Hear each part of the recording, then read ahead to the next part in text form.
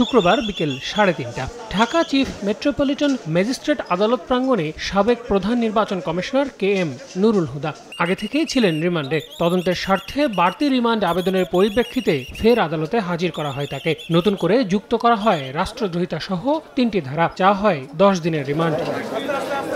শুনানিতে রাষ্ট্রপক্ষের নানান যুক্তি খণ্ডন করে জামিন আবেদন করেন আসামি পক্ষের আইনজীবীরা। বলেন, আইন অনুযায়ী ব্যক্তি কখনো রাষ্ট্রদ্রোহিতার মামলার বাদী হতে পারেন না, তাই নতুন ধারাগুলো যুক্ত করা হয়েছে কেবলই জামিন আবেদন খারিজ করার চেষ্টা হিসেবে। এই প্রথম একজন ব্যক্তি বাদী সেডিশনের মামলা করা, রাষ্ট্রদ্রোহের মামলা করার কোনো এখতিয়ার আইনগতভাবে তার নাই। এই ধারা এই আসামি নুরুল হুদার জন্য লাই করে না।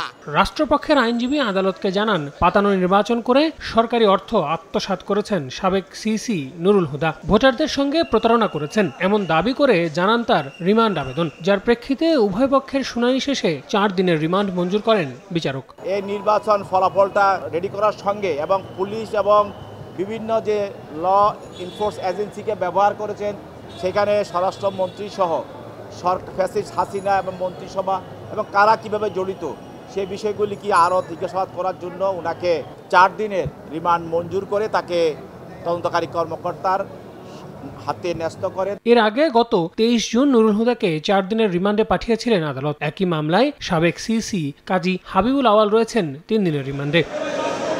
আল আমিন তুষার, সময় সংবাদ, ঢাকা।